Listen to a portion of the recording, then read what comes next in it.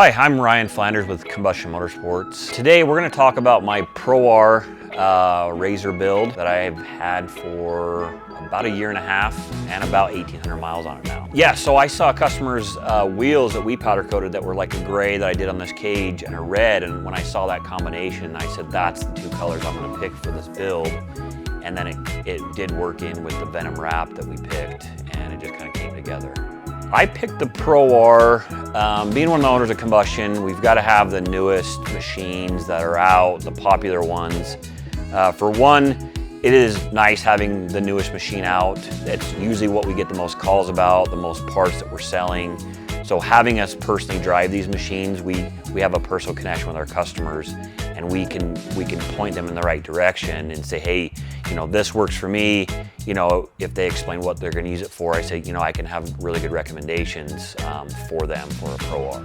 There's machines I've built and spent probably $15,000 to do what this machine did stock. I actually picked this machine up from Quincy, California, which is about 8 hours from Salt Lake City, where we're based out of. When I got it back, even before I got back to Salt Lake, we stopped at a place called the Knolls. It's a desert, high-speed, big whoop section. I said, I have to break this machine in. So before we even got back home from that trip picking it up, I already took it out for a quick 15-mile rip. So the pros and cons of the Pro R, I'll say cons first. I'll just say maybe 3 of them.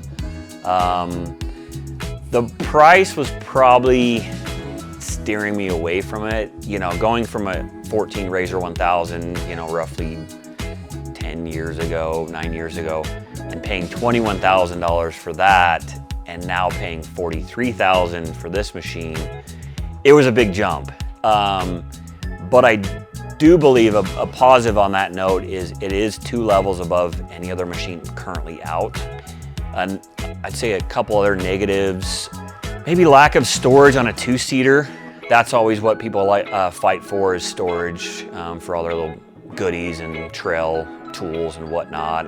You know, I've done a pretty good job, you know, adapting the Milwaukee packouts to my machine, and it works.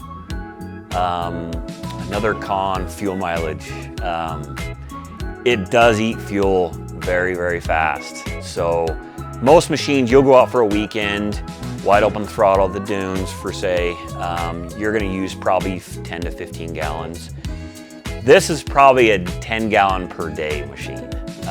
There's been plenty of times we go out in the morning, do our quick ride, come back for lunch or whatever, maybe a few other rides, and before nightfall, you're putting another 5 gallons of fuel in it, without a doubt. So those are some negatives, which it's fun. Your miles per mile at that point. So I'd say a bonus of that is it is so much fun to drive. The suspension is very, very amazing. This one is the Dynamics 2.0, so it does a rebound and compression, electronically controlled. The red, I call it the oh shit button on the steering wheel, it works. I ride with a 4-year-old, and so I don't want him bobbing his head and having any issues on a G-out, at the dunes, whatever. And so I'm hitting that button quite a bit, and it stiffens the suspension up, so you don't have that abrupt hit and, you know, bottom out the front end or the rear end. The other thing is a 4-cylinder. It just has the torque that no other machine really has. And so if you're really a person that likes to drive their cars, this car is the one. I mean, it basically, after like an hour riding, the car actually it tells me is like, that's all you got? Like, I'll eat my lunch really fast just to get back in it to go ride. It's very stable, it's very quick. The extra torque is able to control your turns, your drifts, any type of terrain that you're wanting. It's very good at the dunes. I've had snow tracks on it, and I felt like it was a mini tank over my other machines that had snow tracks. This one never had not a breaking point, but a I can't do that point. This one was like, okay, I'm ready for more. I'm ready for more steeper, deeper snow, and never got it stuck, and it was pretty amazing. Storage, cage, and tires and harnesses are probably you gotta have it type of thing. For Pro R upgrades, from what I've done, we overbuild them. Ours are like rolling showrooms. I've told that to multiple people. The upgrades, you know, we upgraded the suspension, so all the A-arms are HCR, the trailing arms HCR. We did L&W fab, radius rods. They look like 2x4s. They're just beefy.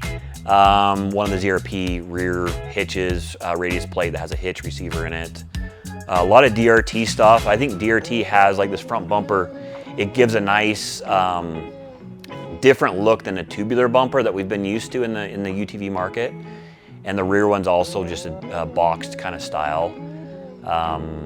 Stereo we've done, the wheels and tires, paddles, obviously the snow tracks. And I have actually a conversion because I run Can-Am snow tracked, which is a 4 and 137. So we have a conversion from Trax that converts this from 5-lug to Can-Am and is able to adapt to the suspension, and it works flawless.